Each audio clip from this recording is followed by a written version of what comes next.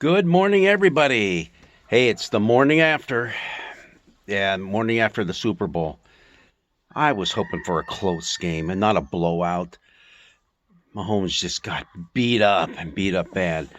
But congratulations to Tom Brady. 7 Super Bowls, two different teams, but 7 Super Bowls that he's won. That's pretty awesome. That is awesome. Well, I don't want to talk about Super Bowl. I want to talk about how cold it is out here. It was 9 degrees this morning, and it's still cold. But the sun is popping through from behind like a gray cloud covering. But there's a lot of blue up there as well. So I'm going to enjoy it. I hope you do too. But, hey, we're looking at Psalm 50. That's going to be our psalm for this coming Sunday, which is Transfiguration Sunday. That moment when Jesus went up on the mountaintop with Peter, James, and John, and before their eyes, he was transfigured. He had a change on his outer appearance. They saw Jesus for someone that they hadn't seen before. We'll get to that when we talk about the gospel reading. But the psalm that's appointed for it is Psalm 50. I like to read the 6 verses that we're going to be doing Sunday in church. The mighty one, God the Lord, speaks and summons the earth from the rising of the sun to its setting. Out of Zion, the perfection of beauty, God shines forth. That whole image of light and shining, that's what we get in the Transfiguration. Our God comes and does not keep silence. Before him is a devouring fire and a mighty tempest all around him. In other words, hey, there's a lot of noise that goes with this, and there was a lot of noise at the Transfiguration of Jesus. He calls to the heavens above and to the earth that he may judge his people. What? Judge his people? Gather to me my faithful ones who made a covenant with me by sacrifice. The heavens declare his righteousness, for God himself is judge. Wow. Wait a minute. I thought the Transfiguration of Jesus was kind of a scary moment, number one, but also one in which their eyes were opened that, hey, this is who Jesus is as the Son of God. And I thought it was supposed to inspire them. This almost gets into being a bit like God's going to judge his people. Well, we can look at the Transfiguration in that way too, and maybe we will when we get to it. But there is all that awe-inspiring moment that is coming forth in this psalm. This psalm, and it's longer, this is just part 1 of 3 parts to it.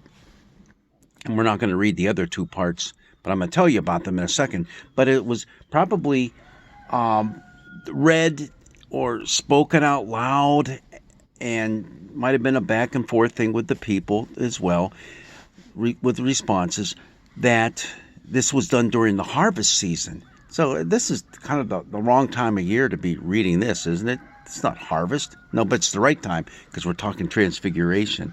So this is the call to worship that's given to the people. And then part 2 talks about people who will offer their offerings to God, but their hearts are so far away from God, it's pathetic. And basically what he says, I don't want your offerings. I don't want your worship. Not if you're going to do this. We've seen this before with some of the other prophets, and it's in other places in the Psalms as well. I just want to point out one verse that hopefully you get a chuckle out of it. The verse is verse 8 and verse 9. Not for your sacrifices do I rebuke you. Your burnt offerings are continually before me. But I will not accept the bull from your house, or goats from your folds. The old translation from the Revised Standard Version is, I won't take any bull from your house. Do you think that is more appropriate for us in our days? We don't offer sacrifices. We offer our words and stuff. But is that the bull that God's not going to accept? Think about that one. Put that one in your back pocket. But he goes on to talk about, hey, I can do without your sacrifices.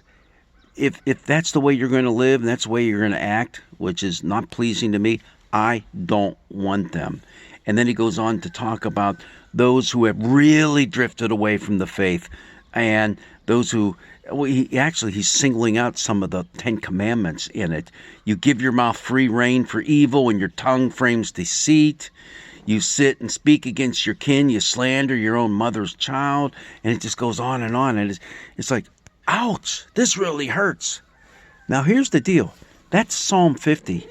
You're supposed to read Psalm 51 right along with Psalm 50. Psalm 51, which we're not going to do right now.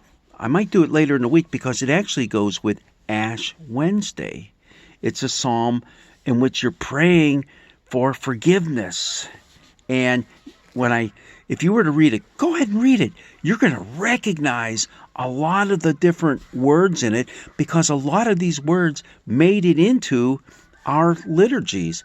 I know they're in our Lutheran liturgies for sure, but I'm sure in the Catholic and Episcopal ranks and Presbyterian and some of the other denominations, you're going to see these words being used in a lot of prayers, some propers that were put together. So Psalm 50, it's the beautiful part. The first 6 verses are what draw us into the whole imagery of the transfiguration of Jesus. And in fact, that last verse, the heavens declare his righteousness. The heavens declare his righteousness. That is a picture that we look at of Jesus being transfigured before those disciples and God's voice being heard. This is my son, listen to him. And there's also the part of God doesn't want any bull from our house. Just keep that in mind too. Well, enjoy your day. Stay warm. God's blessings be with you.